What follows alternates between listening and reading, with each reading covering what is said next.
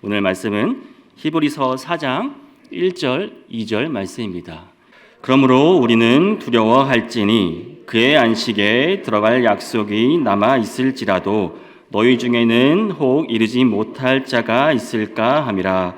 그들과 같이 우리도 복음 전함을 받은 자이나 들은 바 그 말씀이 그들에게 유익하지 못한 것은 듣는 자가 믿음과 결부시키지 아니함이라. 아멘. 오늘 말씀을 전해주시는 정명아 원로 목사님은 말씀이 너무 은혜가 되는 말씀을 전해주시는 분입니다. 그래서 우리 또 정명아 목사에 나와서 말씀을 전해주실 때 우리 또 잘 듣겠다는 의미로 우리 박수로 함께 맞이하도록 하겠습니다.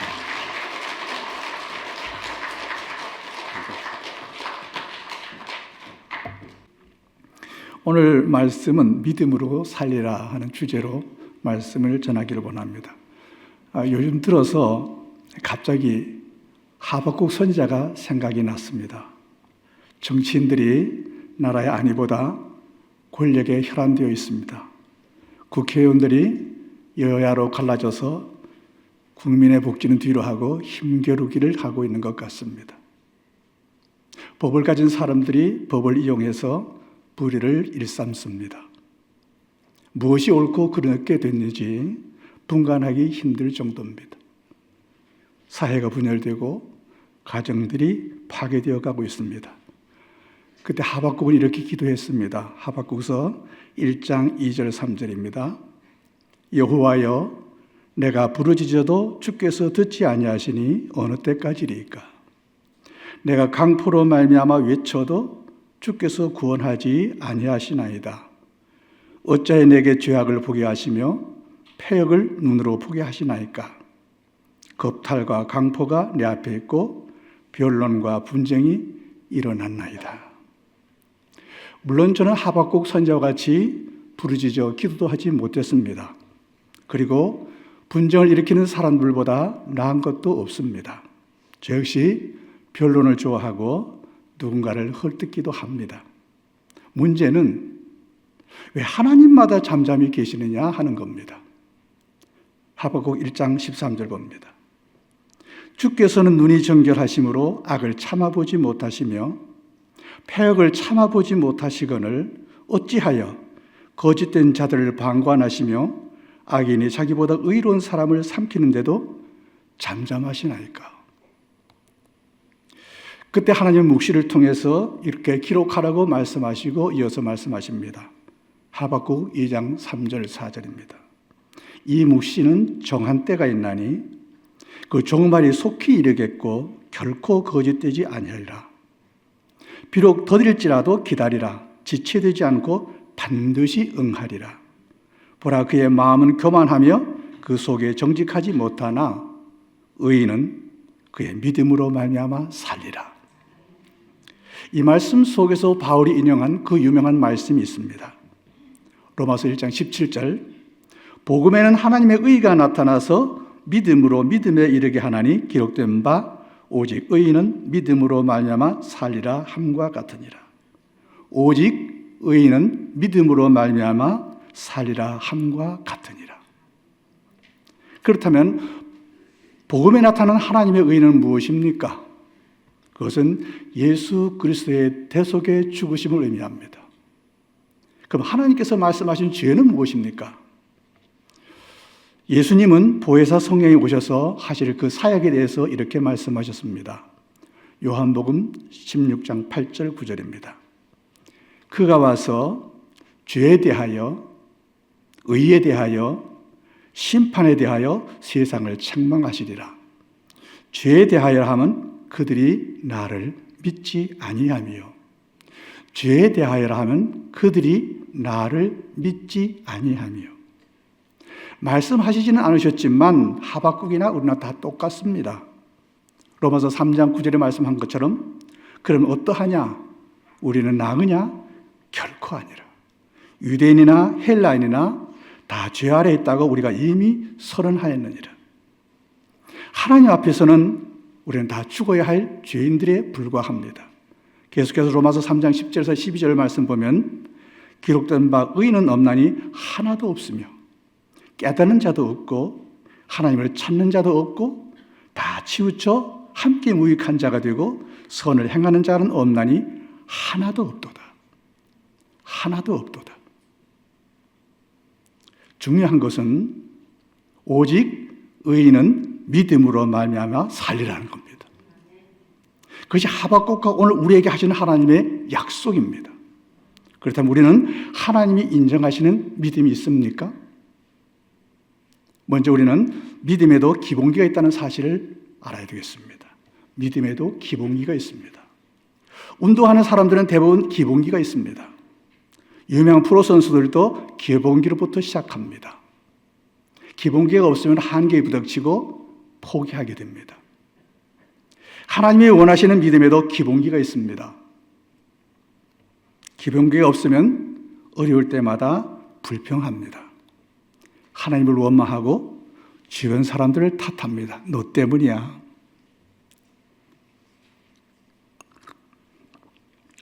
애굽 땅에서 나온 이스라엘 백성들 장정이 60만 명이나 되었습니다. 그 중에서 하나님이 약속하신 땅에 들어간 사람은 겨우 2명입니다. 히브리서 3장 17절에서 19절 말씀에서 그렇게 된 이유를 이렇게 설명하십니다. 히브리서 3장 17절에서 19절 말씀입니다. 또 하나님이 40년 동안 누구에게 노하셨느냐? 그들의 시체가 광야에 엎드러진 범죄한 자들에게가 아니냐? 또 하나님이 누구에게 맹세하사 그의 안식에 들어오지 못하리라 하셨느냐? 곧 순종하지 아니하던 자에게가 아니냐? 이로보건대 그들이 믿지 아니함으로 능히 들어가지 못한 것이라. 믿지 아니함으로 능히 들어가지 못한 것이라. 그리고 오늘 설교 본문 말씀은 이렇게 시작합니다. 히브리서 4장 1절 그러므로 우리는 두려워할지니 그의 안식에 들어갈 약속이 남아있을지라도 너희 중에는 혹 이르지 못할 자가 있을까 함이라. 히브리서 3장 17절 19절 말씀은 애굽 땅에서 나온 1세들에게 하신 말씀입니다. 반면 히브리서 4장 1절 말씀은 40년 후에 2세들에게 하신 말씀입니다. 그리고 오늘을 살아가는 우리 모두에게 적용될 말씀입니다. 그들이 약속의 땅에 들어가지 못한 이유가 무엇입니까? 한마디로 하나님을 믿지 않았기 때문입니다. 결국 누구나 믿지 아니하면 못 들어간다는 겁니다. 이것은 이방인들에게 하신 말씀이 아닙니다. 하나님의 백성들인 이스라엘에게 하신 말씀입니다. 그들 거의 모두가 약속의 땅에 들어가지 못했습니다. 이건 단 하나 믿지 않았기 때문입니다. 60만 명 중에 단 2명만 들어갔습니다. 그러면 믿음의 기본의 출발점은 어디서부터입니까? 믿음은 하나님 말씀을 들으면서 출발합니다. 로마서 10장 17절 말씀 봅니다. 그러므로 믿음은 들음에서 나며 들음은 그리스도의 말씀으로 말미암느니라. 한마디로 믿음은 말씀이신 하나님을 만남으로부터 시작되는 겁니다. 요한복음 1장 1절 말씀드립니다. 태초에 말씀이 계시니라. 이 말씀이 하나님과 함께 계셨으니 이 말씀이 곧 하나님이시니라. 말씀이 곧 하나님이시니라. 중요한 것은 그 말씀이신 하나님이 우리를 찾아오셨습니다. 요한복음 1장 14절 봅니다. 말씀이 육신이 되어 우리 가운데 거하심에 우리가 그 영광을 보니 아버지의 독생자의 영광이요 은혜와 진리가 충만하더라. 하나님을 믿는다는 것은 하나님의 주권을 믿는다는 겁니다. 그러므로 종의 자세로서 하나님의 말씀에 순종해야 합니다. 예수를 믿는다는 것은 그분이 우리 죄를 대속하신 죽음을 죽으셨다는 것을 믿는 겁니다. 그리고 하나님은 예수를 믿는 사람들의 그 믿음을 의로 여기신다고 말씀하십니다. 그리고 성령을 믿는 것은 말씀과 동행하는 우리의 삶을 의미합니다. 주님이 보내신 성령께서 여러분과 내 안에서 말씀으로 인도해 가시는 겁니다. 우리가 저들과 같이 되지 않기 위해서는 복음을 믿음과 결부시켜야 합니다. 하나님의 주권과 예수 그리스도의 대속의 죽으심과 성령과 동행함을 믿어야 합니다. 그렇다면 이스라엘 장정 60만 명 중 왜 두 명만 믿음을 유지할 수 있었을까요? 두 번째, 믿음에서 떠나는 이유를 알아야 합니다. 왜 그들은 다 믿음에 떠났을까? 오늘날에도 교회는 많은 사람들이 다양한 목적으로 모입니다. 전도를 통해서 나오거나 아니면 부모님의 신앙에 의해서 모태신앙으로 나옵니다. 그런데 많은 경우 신앙의 한계점에 이르면 교회를 떠납니다. 처음에 애굽에서 나올 때 이스라엘도 기대감이 있었을 겁니다. 그러나 광야를 지나가며 기대감은 사라지고 불평이 찾아왔습니다. 물론 광야길을 걷는다는 것은 쉽지 않았을 겁니다. 그러나 더 큰 이유는 믿지 않는 자들의 영향입니다. 하나님의 약속보다 현실에 집착하는 자들입니다. 출애굽기 12장 37절 38절을 봅니다. 이스라엘 자손이 람셋을 떠나서 숫곳에 이르니 유아 외에 보행하는 장정이 60만 가량이요 수많은 잡족과 양과 소와 심이 많은 가축이 그들과 함께 하였으며 수많은 잡족과 출애굽 때 이스라엘은 여자와 아이 외에 장정만 60만 명이라고 했습니다. 그리고 그 외에 수많은 잡족, 이방인들이 섞여 나왔습니다. 그리고 그들이 이스라엘 백성들에게 불신과 불평에 악영향을 끼쳤습니다. 민수기 봅니다. 민수기 11장 4절 5절 말씀 봅니다. 그들 중에 섞여 사는 다른 인종들이 탐욕을 품음에 이스라엘 자손도 다시 울며 이르되 누가 우리에게 고기를 주어 먹게 하랴. 우리가 애굽에 있을 때에는 값 없이 생선과 오이와 참외와 부추와 파와 마늘들을 먹은 것이 생각나거늘. 교회는 하나님을 향한 믿음이 좋은 사람들만 모이는 곳이 아닙니다. 교회는 현실에 집착하며 부정적인 말을 하는 사람들도 모입니다. 그럴 때 많은 사람들이 하나님 말씀보다 그들의 영향을 받습니다. 에덴 동산에서 하와는 하나님 말씀보다 뱀의 영향을 받았습니다. 지금도 여전히 사람들은 진리보다 거짓에 더 영향을 받습니다. 모태신앙이나 교회 다닌 연조를 믿음으로 착각하고 자랑하지 말아야 합니다. 유대인들은 모태신앙과 아브라함의 자손이라는 자부심이 있었습니다. 율법에 대해서 누구보다 많이 안다는 자부심도 있었습니다. 그러나 자부심일 뿐 하나님 말씀에 순종하는 믿음은 없었습니다. 그러나 주님은 그들의 자부심에 대해서 이렇게 말씀하십니다. 요한복음 8장 39절 40절 봅니다. 대답하여 이르되 우리 아버지는 아브라함이라 하니 예수께서 이르시되 너희가 아브라함의 자손이면 아브라함이 행한 일들을 할 것이거늘 지금 하나님께 들은 진리를 너에게 말한 사람인 나를 죽이려 하는도다. 아브라함은 이렇게 하지 아니하였느니라.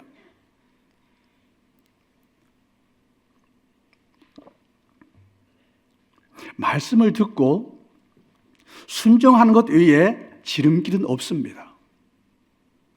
주일날 한번 교회에 나와서 말씀 듣는 것으로 부족합니다. 주님은 일용할 양식을 주옵시고라고 기도하라고 말씀하셨습니다. 일주일 양식이나 한 달 먹을 양식이 아니라 일용할 그날 먹을 양식을 위해서 기도하라고 말씀하셨습니다. 주님이 말씀하신 일용할 양식은 육신에 먹는 양식을 말씀하고 있는 것이 아닙니다. 산상수훈에서 예수님은 제자들에게 이렇게 말씀하셨습니다. 마태복음 6장 31절 32절 봅니다. 그러므로 염려하여 이르기를 무엇을 먹을까 무엇을 마실까 무엇을 입을까 염려하지 말라. 이는 다 이방인들이 구하는 것이라. 너희 아버지께서 이 모든 것이 너에게 있어야 할 줄을 아시느니라. 주님이 구하라고 말씀하신 이러한 양식은 영생을 주는 영의 양식입니다. 요한복음 6장 27절 봅니다. 썩을 양식을 위하여 일하지 말고 영생하도록 있는 양식을 위하여 하라. 이 양식은 인자가 너에게 주리니 인자는 아버지 하나님께서 인치신 자니라. 계속해서 6장 48절 50절 봅니다. 내가 곧 생명의 떡이니라. 너희 조상들은 광야에서 만나를 먹었어도 죽었거니와 이는 하늘에서 내려오는 떡이니 사람으로 하여금 먹고 죽지 아니하게 하는 것이라. 자신을 두고 예수님은 내가 생명의 떡이라고 말씀하십니다. 왜? 그분이 말씀이 육신이 되오신 분이니까. 교회에서는 목사님이 설교나 성경 공부를 통해서 말씀을 가까이 하게 하십니다. 교회에 나오지 않는 날에는 규칙적인 시간을 정해서 말씀을 묵상하는 것이 좋습니다. 말씀을 묵상하고 순종할 때 성령께서 그 믿음을 성장시켜 줄 줄로 믿습니다. 제가 이 교회에 오면서 꼭 보고 싶은 분이 있었습니다. 지금 이 자리에 계신지 모르겠습니다. 이건철 형제님 있으십니까? 아우, 반갑습니다. 그 외에 성경 타자 하시는 분, 네, 이건철 형제님 보고 늘 도전을 받습니다. 매일매일 성경을 타자하는 겁니다. 말씀을 가까이 하는 모습을 보는 것 같습니다. 어떤 분은 노트에 성경을 필사하기도 합니다. 요즘은 서점에 다양한 큐티자라고 나오기도 합니다. 바쁜 일상에 시간을 내어서 말씀을 가까이 하기는 쉽지 않습니다. 그러나 주님은 그러한 모습과 순종하는 삶을 기뻐하실 줄로 믿습니다. 세 번째, 믿음의 눈으로 위를 바라보십시오. 고린도서 3장 1절 2절에 이렇게 말씀합니다. 그러므로 너희가 그리스도와 함께 다시 살리심을 받았으면 위의 것을 찾으라. 거기는 그리스도께서 하나님 우편에 앉아 계시느니라. 위의 것을 생각하고 땅의 것을 생각하지 말라. 이스라엘 정탐꾼의 차이점이 무엇입니까? 정탐할 때 바라보는 시야가 달랐다는 겁니다. 현실을 바라보는 눈과 하나님을 바라보는 눈의 차이입니다. 현실만을 바라볼 때 보이는 것은 견고한 성벽과 장대한 안악자손이었습니다. 그러므로 들어가기가 불가능하니 다시 애굽으로 돌아가자. 그러나 전능하신 하나님의 말씀을 믿는 자들은 들어가자, 들어갈 수 있다. 민수기 14장 8절 9절을 봅니다. 여호와께서 우리를 기뻐하시면 우리를 그 땅으로 인도하여 들이시고 그 땅을 우리에게 주시리라. 이는 과연 젖과 꿀이 흐르는 땅이니라. 다만 여호와를 거역지는 말라. 또 그 땅 백성을 두려워하지 말라. 그들은 우리의 먹이라. 그들의 보호자는 그들에게서 떠났고 여호와는 우리와 함께 하시느니라. 그를 두려워하지 말라 하나. 문제는 이스라엘 모두가 부정적인 보고의 영향을 받았다는 겁니다. 그래서 지금도 마찬가지로 진리보다는 다수의 영향을 받습니다. 대부분 하나님 말씀보다 현실을 생각하고 결정한다는 겁니다. 여기서는 여호수아와 갈렙에게 시선을 돌려봅니다. 그들은 어떻게 다수의 영향을 받지 않을 수가 있었을까? 물론 하나님의 말씀을 믿음으로 가까이 했기 때문입니다. 그러나 그보다 더 중요한 것은 하나님의 은혜입니다. 그들에게 그런 믿음을 주신 분은 하나님이셨습니다. 하나님이 타락한 온 세상을 물로 심판하실 때였습니다. 그때 노아 가족밖에는 구원받은 사람이 없습니다.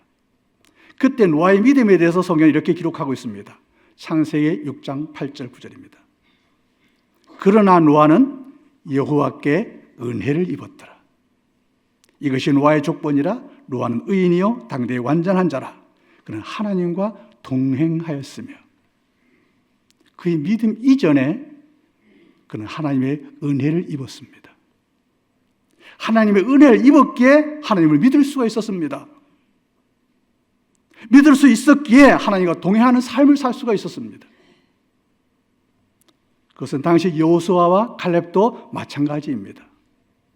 하나님의 은혜를 입었기에 말씀이 믿어졌습니다.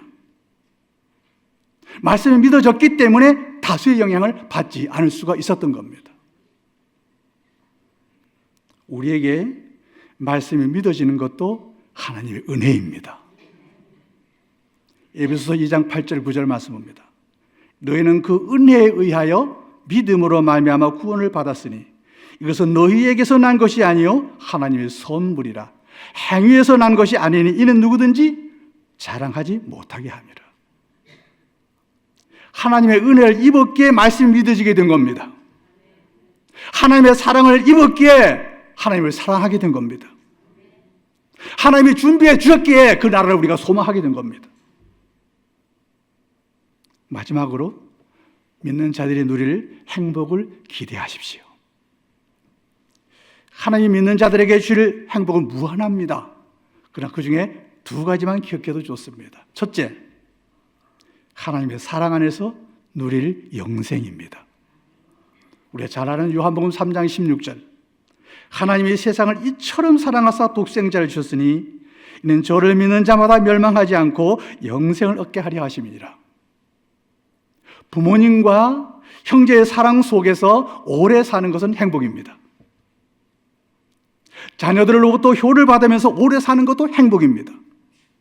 그러나 그것은 이 세상에서 잠시 누릴 행복에 불과합니다. 진정한 행복은 하나님의 사랑 가운데 오래 사는 겁니다. 영생하는 겁니다. 하나님은 독생자를 우리에게 주실 정도로 우리를 사랑하셨습니다. 그 사랑 가운데 믿는 자들에게 영생을 약속하셨습니다. 둘째, 하나님 안에서 쉼을 누리는 겁니다. 믿는 자들에게는 안식이 약속되어 있습니다. 많은 사람들이 믿지 아니하여서 안식을 누리지 못합니다.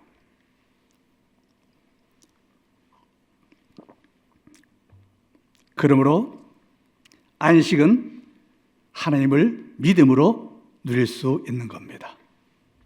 히브리서 4장 9절 10절 봅니다. 그런즉 안식할 때가 하나님의 백성에게 남아있도다. 그의 안식에 들어간 자는 하나님이 자기 일을 쉬심과 같이 그도 자기 일을 쉬느니라. 최초의 안식은 하나님이 모든 일을 마치신 후에 안식하신 날입니다. 창세기 2장 2절 3절 봅니다.